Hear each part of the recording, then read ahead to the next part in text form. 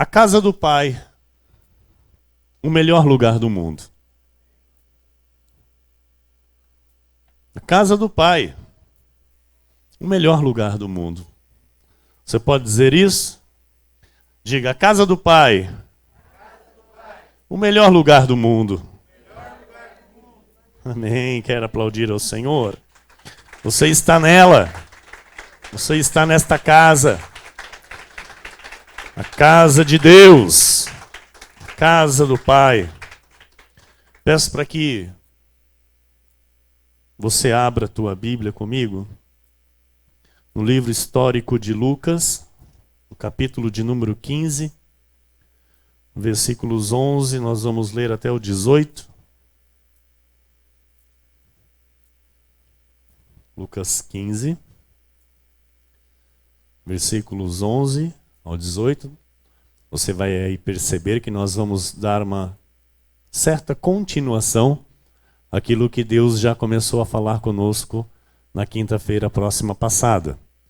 Nós vamos continuar a receber aqui a revelação desta parábola que é conhecida pelo povo de Deus, que é a parábola do filho pródigo. E nós vamos receber de Deus este alimento. Continuou. Certo homem tinha 2 filhos. O mais moço deles disse ao pai: Pai, dá-me a parte dos bens que me cabe.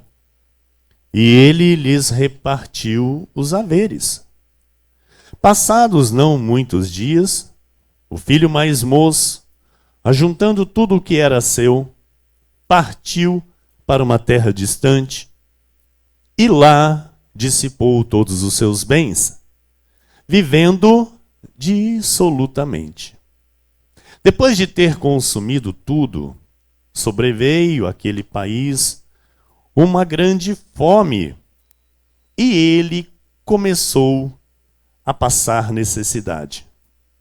Então, ele foi e se agregou a um dos cidadãos daquela terra, e este o mandou para os seus campos a guardar porcos. Ali, desejava ele fartar-se das alfarrobas que os porcos comiam, mas ninguém lhe dava nada. Então, caindo em si, disse: Quantos trabalhadores de meu pai têm pão com fartura, e eu aqui morro de fome. Levantar-me-ei e irei ter com meu pai. Senhor Jesus Cristo, nosso Deus e nosso Pai, Deus amado e bendito, Deus maravilhoso, nosso Senhor, o nosso Criador, o nosso dono, o nosso Kyrios, o nosso proprietário, aquele que era, que é e que há de vir, Rei de reis e Senhor de senhores, o Deus soberano, digno de receber toda a honra e toda a glória. Aqui estamos nós, Senhor, a tua igreja, para te dar o louvor. Está aqui a tua igreja neste momento, para ouvir a tua voz, para receber, ó Deus, a revelação do Espírito, para compreender, Senhor, os teus mistérios e viver o modo digno do Evangelho. Viver, Senhor, nesta terra, reinando em vida de fato, pelo sacrifício que fizeste em nosso favor naquela cruz no Calvário. Mediante, Senhor, ao teu sangue que foi derramado para nos salvar, para nos resgatar e nos dar vida e vida em abundância. Assim eu oro, Deus, com humildade, com temor, tremor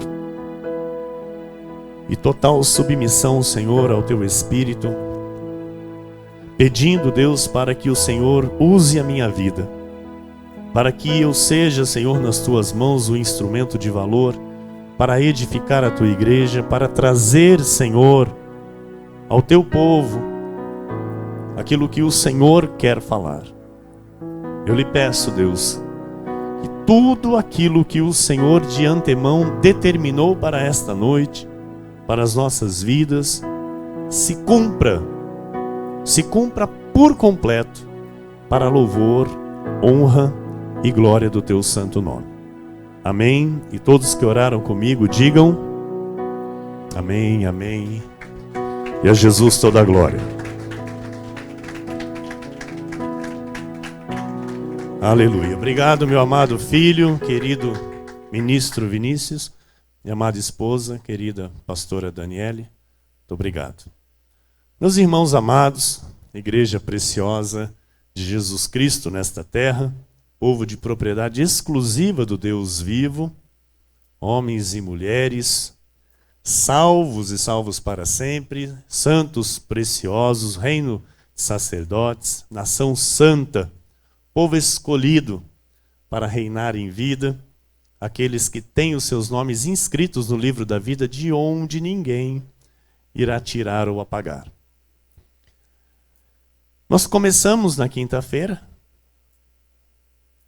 próxima passada, a entender, a receber a revelação desta parábola do filho pródigo, deste filho gastador, deste filho esbanjador, deste filho que gasta mais que o necessário, aquele que não tem controle da sua vida financeira. Este é o significado de pródigo.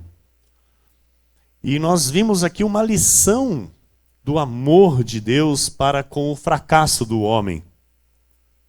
E também vimos a importância de se estar na casa do Pai. Nós vimos a importância da proteção e a segurança que há na casa do Pai e que não há na terra distante. Então há uma necessidade de pertencer. Há uma necessidade de pertencer à casa do Pai e não somente passar de vez em quando pela casa do Pai. Não existe nenhum lugar mais seguro neste mundo do que a casa do Pai. Há uma necessidade de fidelidade ao Senhor. Há uma necessidade da parte dos filhos ao Senhor, o nosso Deus.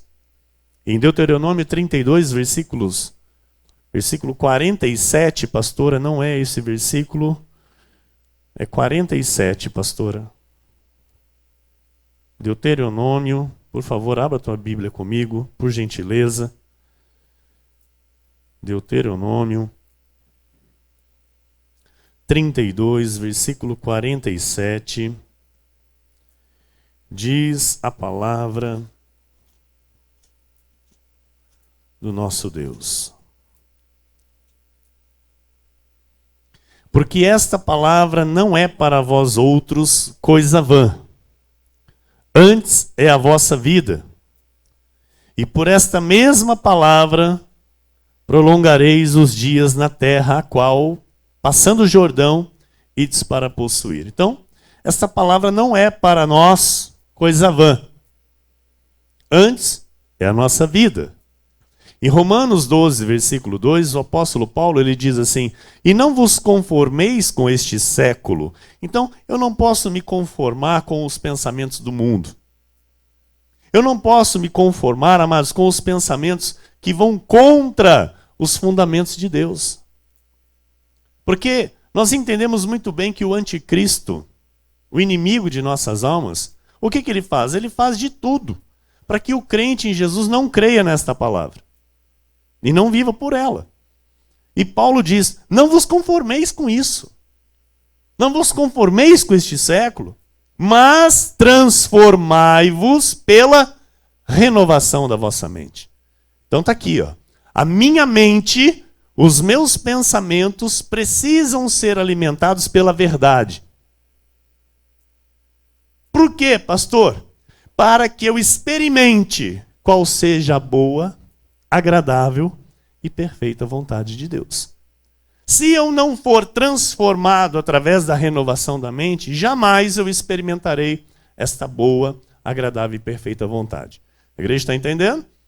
Em Hebreus 10, 22 a 25 diz: aproximemo-nos com sincero coração, em plena certeza de fé, tendo o coração purificado de má consciência e lavado o corpo com água pura. Qual é essa água? A palavra de Deus. A água pura é a palavra de Deus. Não é um batismo em rio, não é um batismo em piscina, não é um batismo em lugar nenhum. Ser lavado com água pura é ser lavado pela verdade, ser lavado pelo Espírito. Amém? Então Paulo diz que esta água que limpa é a verdade, é a graça de Deus. Versículo 23. Guardemos firme a confissão da esperança sem vacilar, pois quem fez a promessa é fiel. 24. Consideremo-nos também uns aos outros para nos estimularmos ao amor e às boas obras. Não deixemos de congregar-nos, como é costume de alguns. Antes, passamos admoestações, e tanto mais quanto vedes que o dia do Senhor, se aproxima. Aqui na casa do Pai, nós temos a oportunidade de experimentarmos esta boa, agradável e perfeita vontade do Senhor. Amém? Aqui eu recebo e eu vivo uma paz que não existe em nenhum lugar do mundo. Somente na casa do Pai eu tenho esta paz. E nesta parábola, nós podemos entender que enquanto o filho estava na casa do Pai, estava tudo bem com ele. Não havia nenhum mal sobre ele. Ele estava guardado, estava protegido, nada lhe faltava. Mas para ele, alguma coisa estava faltando. Para ele não estava bom. E ele então decide algo diferente. E foi quando ele pediu a sua parte dos bens ao pai. Ele diz: pai, me dá aí a parte da minha herança que eu vou fazer um tour. Vou conhecer o mundo.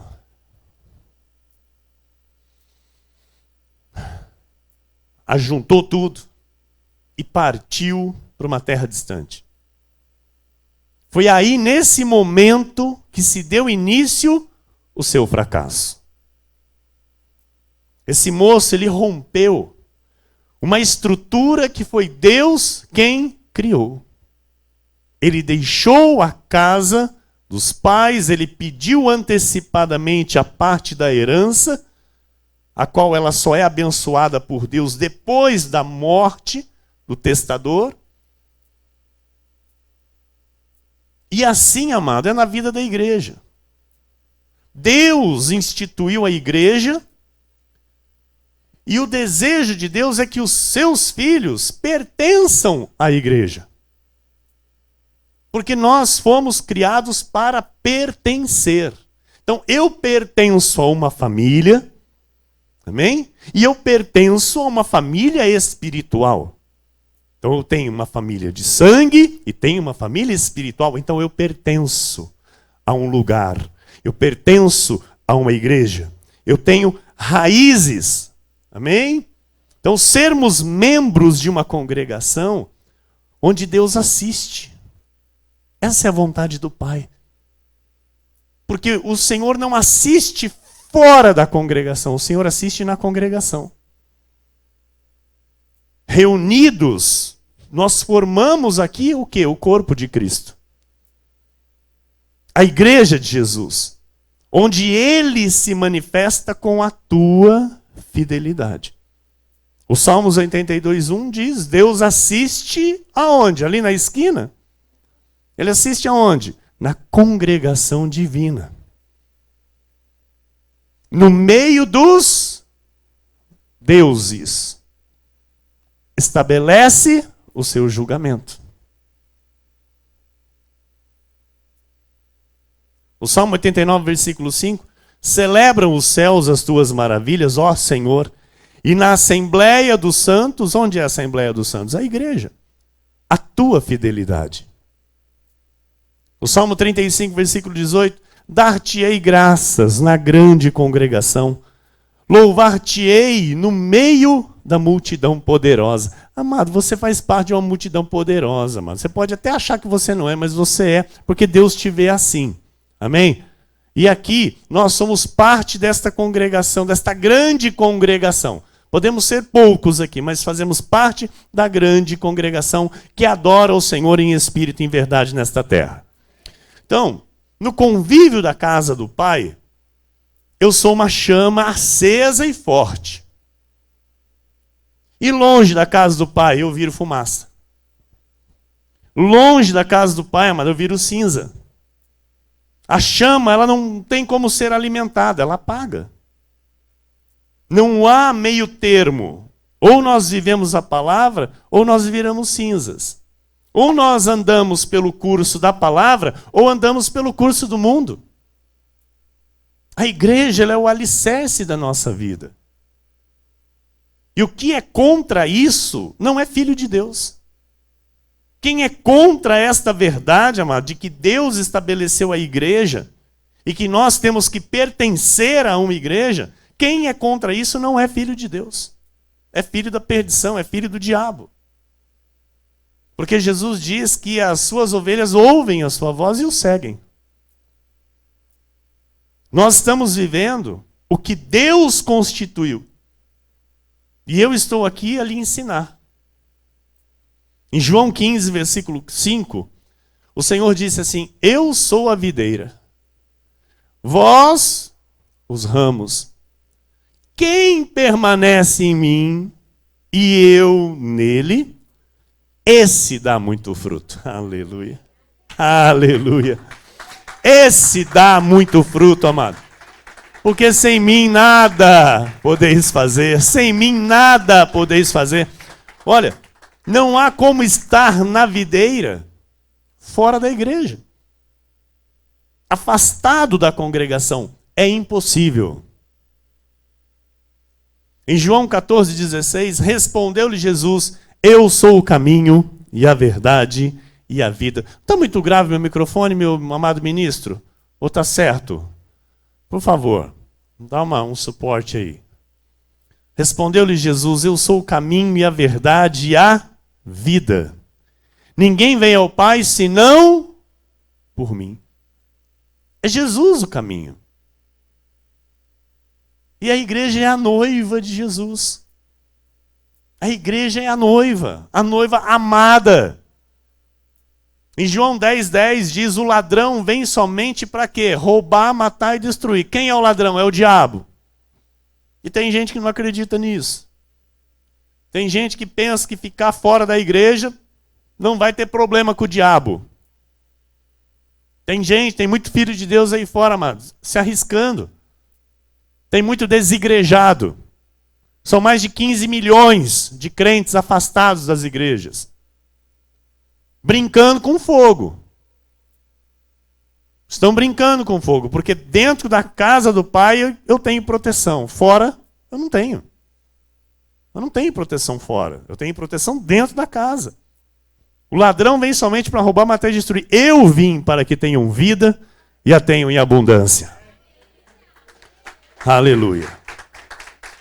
Assim diz o nosso Senhor: para quem está dentro da minha casa, é vida em abundância. Fora da minha casa, é ser roubado, é ser morto, é ser destruído. Não tem meio termo. Mas não tem meio termo. Menos dia, mais dia, o ladrão aparece. Ou ele rouba, ou ele mata, ou ele destrói. Ou ele destrói um casamento, ou ele rouba um sonho, ou ele mata algo que estava vivo, pode ser até a vida de alguém. Porque ele veio para isso. Roubar, matar e destruir. Destrói um bom emprego, destrói um bom salário, destrói um bom relacionamento, destrói um casamento de anos. Por quê? Porque fora da casa do Pai não tem proteção. Então, quando eu decido bem, eu tenho boas consequências. Quando eu decido mal, eu tenho más consequências na minha vida. Na terra distante para onde esse moço decidiu ir, da parábola, longe da casa do pai, sabe o que tem lá? Tem Siquéms. Lembra de Siquém? Você lembra de Diná, filha de Jacó? O que aconteceu com ela? Que ela decidiu, né, dar uma espiadinha na terra, dar uma passeadinha. Foi envergonhada, foi estuprada. Sabe o que tem na terra distante? Tem Dalilas. Lembra de Sansão? Então, muitos que estão na casa do Pai querem se ajuntar com aqueles que estão na terra distante. Aqueles que não estão ligados à videira. E a Bíblia mostra que não dá certo, amado. Quantos crentes querem se casar com aqueles que não são ligados à videira? Não estão, sabe, conectados à videira. E essa pessoa, ela quer porque quer, não, porque, pastor, não, mas ela vai se converter. Amado, só Deus sabe. Só Deus sabe. Então, casa depois que ele vier para a igreja. Eu não aconselho ninguém a se casar, amado, estando um nos caminhos do Senhor e outro fora. Eu não aconselho ninguém a fazer isso. Por quê? Porque não vai dar certo. Pastor, não vai dar certo. Trevas não andam com luz. E quem não está no caminho do Senhor ainda está em trevas. Como é que vai dar certo? Como andarão dois juntos? Não tem como. Lucas 15, versículo 13. Passados não muitos dias, o filho mais moço, ajuntando tudo que era seu, partiu para uma terra distante e lá dissipou todos os seus bens, vivendo a sua vontade, vivendo dissolutamente, sem regras, do jeito que queria. Então veja, para esse moço ter essa atitude, ele já estava distante há muito tempo, mesmo dentro da casa do pai, sim ou sim? Porque, olha, ele não chegou para o pai e pediu conselhos para o pai. Ele chegou e disse, pai, me dá, eu quero. Estão entendendo? Então ele não chegou assim com humildade e falou, pai, eu estou aqui pensando, de o senhor me dar aí um dinheiro aí, da minha parte aí, que me cabe. E eu saí aí dar uma passeada, conhecer o mundo, ir para alguns lugares aí. O que o senhor acha? Ele não fez isso. Ele chegou no pai e falou, pai, me dá a parte que me cabe. E o pai simplesmente deu. Não questionou, não gritou, não chorou. Ah, filho, não vai. Não, você quer ir? Vai. Quer ir? Vai. Ele já tinha uma certa idade. Ele era mais moço, mas já tinha uma certa idade para saber o que era certo e o que era errado. Então vai. E a Bíblia diz que o pai não correu atrás dele, não. Nenhum dia. O pai esperou todos os dias ele voltar, mas não foi nenhum dia atrás dele. Tem muito pai, tem muita mãe que sofre por causa de filho. Porque não entende isso aqui. Tomou a atitude de ir, tem que tomar a atitude para voltar. E não tem que ficar correndo atrás. Não tem que ficar indo, volta. Nananina, não. Muitos vivem assim, sem respeitar o pai. Muitos, dentro da casa do pai, dentro da igreja, já não estão respeitando o pai. Já estão na terra distante há muito tempo. Você percebe na pessoa as atitudes dela. Frieza, sabe? Está ali de corpo presente. Mas o respeito à palavra de Deus não tem mais, a obediência à palavra de Deus não tem mais, não quer nem saber o que o pastor está falando. Tanto fez como faz, porque para mim não serve mesmo. Está entendendo? Já está longe, já está na terra distante. Então, Amós 3,3 diz assim, andarão dois juntos se não houver entre eles acordo? Tem que ter acordo, mano. Para tudo na vida isso vale. Isso vale para tudo na vida. Eu tenho que andar com os que estão ligados à videira. Eu tenho que andar com os que estão de acordo com a palavra do Pai. O mundo tem um padrão que Deus não tem. O mundo tem uma forma de falar e de agir que Deus não tem. O mundo tem uma forma de viver que Deus não tem. E eu fui chamado, assim como você, para viver no padrão de Deus. No padrão de Deus nós somos chamados. Em Efésios 2, versículos 1 a 6 e 10 diz assim: Ele vos deu vida, estando vós mortos nos vossos delitos e pecados, nos quais andastes outrora, segundo o curso deste mundo. Então eu e você já andamos aí fora neste mundo, amém? No pecado do mundo, fazendo a vontade do diabo. Mas olha lá, olha, nos quais andastes outrora, segundo o curso deste mundo, segundo o príncipe da potestade do ar, o diabo, do espírito que agora atua em quem? Nos filhos da desobediência. Entre os quais também todos nós andávamos outrora, segundo as inclinações da nossa carne, fazendo a vontade da carne e dos pensamentos, e éramos, por natureza, filhos da ira, como também os demais. Mas Deus, aleluia, mas Deus, sendo rico em misericórdia, por causa do grande amor com que nos amou, e estando nós mortos em nossos delitos, nos deu vida juntamente com Cristo. Pela graça sois salvos! Aleluia! Versículo 6. E juntamente com Ele nos ressuscitou e nos fez assentar em lugares celestiais em Cristo Jesus. Pois somos feitura dele, criados em Cristo Jesus para boas obras, as quais Deus, de antemão, preparou para que andássemos nelas. Aleluia. Amado, você consegue ver aqui a mão de Deus operando a teu favor? Você consegue ver aqui Deus fazendo uma obra maravilhosa na tua vida e colocando você para andar naquilo que Ele preparou para você? Você consegue enxergar isso aqui? Você consegue lembrar de onde você saiu? Você consegue lembrar a vida que você tinha? Porque, olha, amado, eu vou dizer, conversava isso ontem, né, meu presbítero Johnny, minha diaconisa. São flashes, sabe? São relances. Eu não consigo direito lembrar a minha vida passada. Do velho homem. Eu não consigo, assim, sabe? Me vem, assim, umas vagas lembranças. Porque eu comecei a viver mesmo depois que eu recebi Cristo na minha vida. Depois que eu entreguei a minha vida para Cristo. Então isso tem valor. E aí então a minha vida começou a ser contada. Para trás, amado, nada teve valor. Nada teve valor. Porque não se dava o devido valor.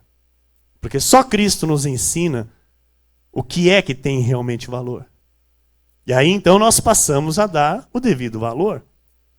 Em Colossenses 1:13 diz assim: Ele nos libertou do império das trevas e nos transportou para o reino do Filho do seu amor.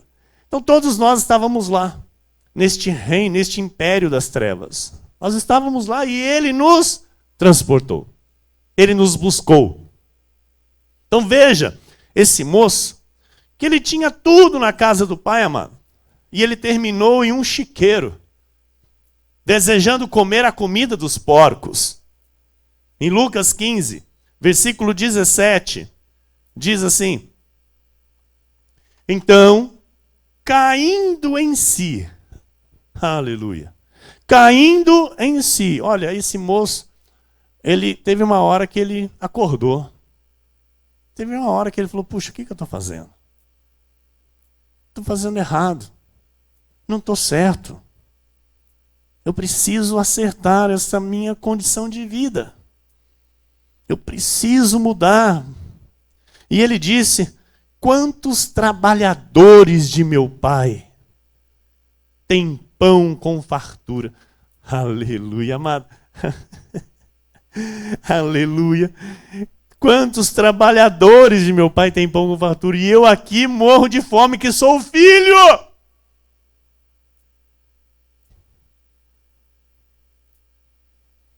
Em Malaquias 3:16-18 diz: então, os que temiam ao Senhor falavam uns aos outros. O Senhor atentava e ouvia. Havia um memorial escrito diante dele para os que temem ao Senhor e para os que se lembram do seu nome. Versículo 17. Eles serão para mim particular tesouro naquele dia que preparei, diz o Senhor dos Exércitos. Poupá-los-ei como um homem poupa seu filho que o serve. Então vereis outra vez a diferença entre o justo e o perverso, entre o que serve a Deus e o que não o serve. Amados, esse moço, ele caiu em si, ele lembrou de como ele vivia na casa do pai, ele lembrou do que ele tinha na casa do pai, ele lembrou até o que os trabalhadores tinham na casa do pai, e ele tomou uma atitude. Versículo 18. Levantar-me-ei e irei ter com meu pai. E lhe direi: Pai, pequei contra o céu e diante de ti. A decisão errada fez com que esse moço só perdesse tempo na vida. Ele não ganhou nada mais que isso. Só a perda de tempo e o fracasso, não é? A experiência com o fracasso. Ele colheu frutos amargos. E a decisão certa, quando ele caiu em si, lhe trouxe solidez, lhe trouxe honra, lhe trouxe exaltação da parte do Pai. Versículos 20-24. E levantando-se, foi para o seu pai. Vinha ele ainda longe, quando seu pai o avistou, e compadecido dele, correndo, o abraçou e beijou. E o filho lhe disse: Pai, pequei contra o céu e diante de ti, já não sou digno de ser chamado teu filho. Então, olha, ele estava envergonhado, ele estava verdadeiramente arrependido. E então, o versículo 22, não é? Aqui está revelado o amor do nosso Pai. O pai, porém, disse aos seus servos: trazei depressa a melhor roupa. Vestiu, ponde-lhe um anel no dedo e sandálias nos pés. Trazei também e matai o novilho cevado. Pega um bezerro gordinho lá, mata e vamos fazer um churrasco. Comamos e regozijemo-nos. E ninguém entendendo nada. Porque eu penso que todo mundo estava esperando o pai dizer assim: seu sem vergonha. Agora você vem. Acabou o dinheiro, você se achega de novo. Seu safadão. Não é? Eu penso que todo mundo estava esperando essa atitude do pai. Mas aí o pai traz a melhor roupa. Põe um anel no dedo. Põe sandália no pé. Mata um bezerro para fazer um churrasco. Todo mundo sem entender nada. E aí então, no versículo 24, ele diz: porque este meu filho estava morto e reviveu. Estava perdido e foi achado.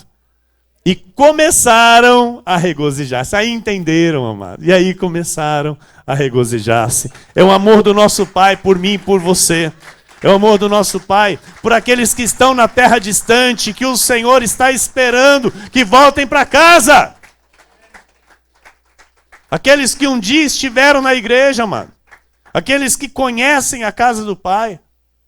O Pai está esperando. E o Pai é assim que trata. Com este amor.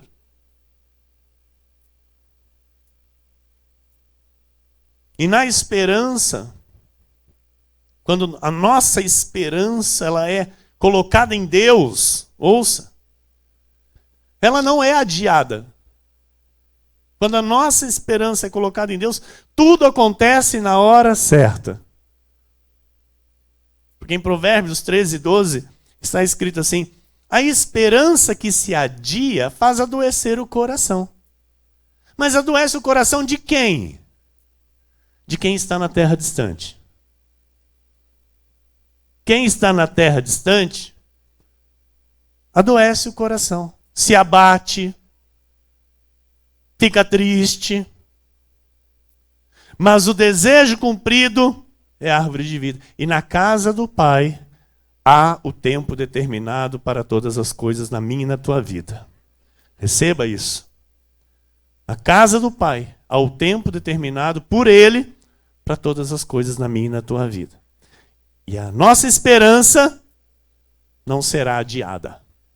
Não será adiada. Tudo irá acontecer no tempo de Deus. 1 de João 5,19 diz: sabemos que somos de Deus e que o mundo inteiro jaz no maligno. Então, olha, o mundo inteiro está distante da casa do Pai. Então, o filho de um homem rico, olha, veja isso, amado. Veja isso. O filho de um homem rico, Deus, ele é o dono do ouro e da prata, né? Essa parábola é exatamente isso. É o amor do pai rico para com seu filho. Então veja, o filho de um homem rico desejando comer comida de porco.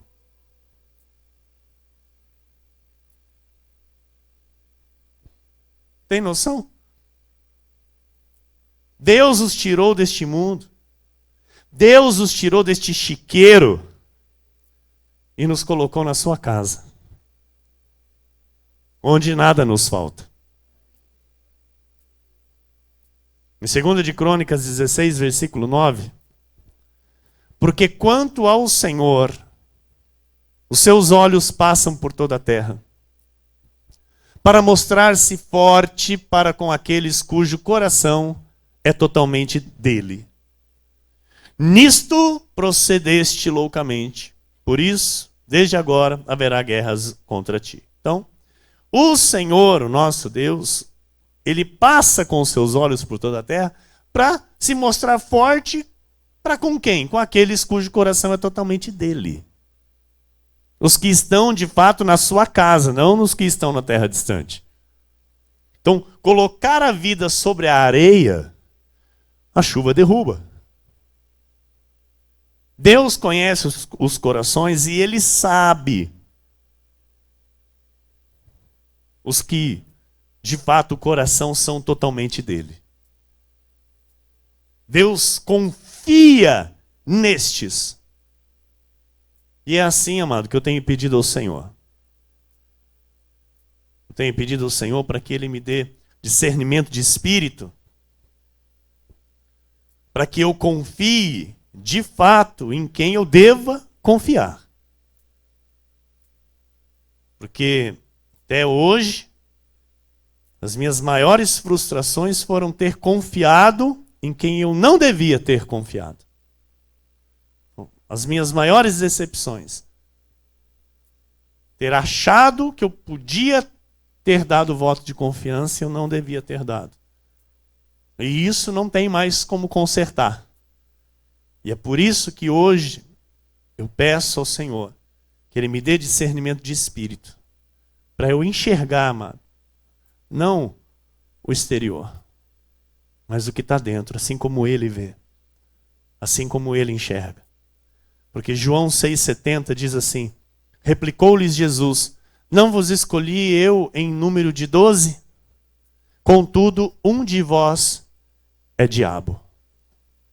O Senhor conhece, e por isso Ele escolheu um diabo. Por quê? Porque os 11 que eram ovelhas, nenhum ia traí-lo. Nenhum ia traí-lo. A ovelha não trai. Então, para que ele fosse traído, um tinha que ser diabo. E por isso ele escolheu Judas para traí-lo. E o Senhor sabia exatamente que ele estava escolhendo um traidor, porque assim tinha que se cumprir o propósito. E eu peço ao Senhor isso, para que Ele me dê esse discernimento de espírito. Saber quem está comigo, com quem eu estou andando. A vida espiritual é muito importante isso. Provérbios 20, versículo 6 diz: muitos proclamam a sua própria benignidade, mas o homem fidedigno, quem o achará? Amados, quantos querem se mostrar bonzinhos? Quantos querem se mostrar bonzinhos? Mas quem é o fiel de fato? Quem é aquele que de fato pode ser confiável? Nós percebemos que a cada dia isso se torna cada vez mais raro. Achar alguém credível, alguém fiel, alguém abençoador, aquele que luta pelos valores de Deus, é cada vez mais difícil. O Salmo 101, versículos 6 e 7 diz: os meus olhos procurarão os fiéis da terra, para que habitem comigo. O que anda em reto caminho, esse me servirá. Não há de ficar em minha casa o que usa de fraude, o que profere mentiras, não permanecerá ante os meus olhos. O Salmo 53, versículo 2: do céu olha Deus para os filhos dos homens, para ver se há quem entenda, se há quem busque a Deus. Então, amado, eu estou aqui a lhe ensinar, eu estou aqui a lhe pregar, a ministrar a palavra de Deus ao teu espírito, e o Senhor está olhando agora para ver se há quem entenda o que ele está falando. É tremendo isso. Então não é aqui o pastor Emílio que está falando. É o próprio Deus que está falando, e é o próprio Deus que está sondando os corações daqueles que estão recebendo essa verdade. Amém? Então, a chave de um cristão, a característica chave, a característica principal da vida de um filho de Deus é a fidelidade. É a fidelidade, irmão. 1 João 5,4 diz assim: porque todo que é nascido de Deus vence o mundo. E esta é a vitória que vence o mundo, a nossa fé. A nossa fé, ela é poderosa para vencer toda a investida de Satanás. A nossa fé, ela é poderosa para vencer toda voz contrária que tenta nos tirar da casa do Pai. A nossa fé, ela é poderosa, amados, para nos fazer permanecermos firmes e inabaláveis na casa do Pai. Agora, quem não usa essa fé, corre um sério risco de um dia estar na terra distante. Se não usa essa fé que vence o mundo, corre o risco de um dia estar no mundo. Estar envolvido com práticas ilícitas, com negócios errados, com adultério, com sexo ilícito, sexo fora do casamento, com o uso de bebida alcoólica, drogas, sejam elas lícitas ou ilícitas. Aquele que não usa essa fé, ele fica vulnerável aos ataques do inimigo. Porque o diabo, o nosso inimigo, ele está ao derredor, rugindo como leão. Ele não é leão, mas ele ruge como leão. Ao derredor, procurando a quem para devorar. Então, aqueles que não fazem uso desta fé, correm o sério risco de acabarem no chiqueiro, como esse moço da parábola do filho pródigo. E eu vou terminar essa mensagem, amados, com Provérbios 28, versículo 20, e você receba para a tua vida, que diz assim: o homem fiel será acumulado de bênçãos, mas o que se apressa a enriquecer não passará sem castigo. Quem permanece fiel ao Senhor, quem permanece na casa do Pai, será acumulado de bênçãos. Mas quem resolve ir para uma terra distante, não passará sem castigo. Que assim seja, porque assim disse o Senhor nesta noite.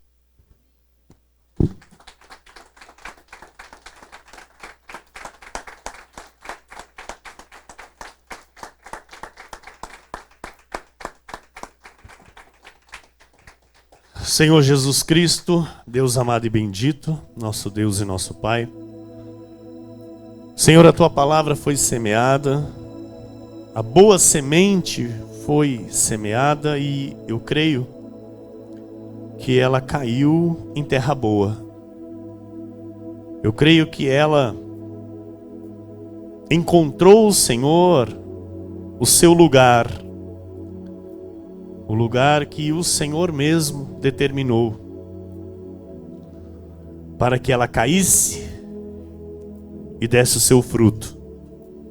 Assim eu te agradeço, Pai, por mais uma vez poder estar em Teu altar e falar em Teu nome, pregar a verdade que liberta as Tuas ovelhas, Senhor. Trazer um alimento sólido, um alimento que não perece, para que os Teus filhos vivam de fato por cabeça e não cauda, para que os Teus filhos estejam de fato por cima e não por baixo, para que todos tenham para emprestar e não tomar emprestado, para que toda a Tua igreja, Jesus, desfrute das bênçãos da Tua graça, para que toda a Tua igreja experimente a boa, agradável e perfeita vontade que vem de Ti. Assim, nós terminamos agora, Senhor, este culto, esta mensagem. Peço, Deus, para que esta palavra abençoe todos os corações, traga paz, traga alegria, traga firmeza, Senhor, de comportamento, de postura dentro da Tua casa. Aqueles, ó Deus, que ainda estão distantes, Jesus, eu oro por cada um deles. Os Teus filhos amados, ó Deus, que ainda estão neste mundo, que ainda estão, Senhor, neste chiqueiro que é o mundo. Senhor, que eles retornem para a Tua casa, que eles entrem, Senhor, pelos Teus átrios, ó Deus, e recebam a herança dos santos, que desfrutem do bem e da paz que o Senhor nos dá neste lugar. Pai amado e bendito, muito obrigado, Senhor, por esta noite preciosa em Tua casa. É em nome de Jesus que nós oramos e Te agradecemos. Amém? E toda a igreja diga... Amém, amém. A Jesus toda a glória. Exalte a pau do Senhor.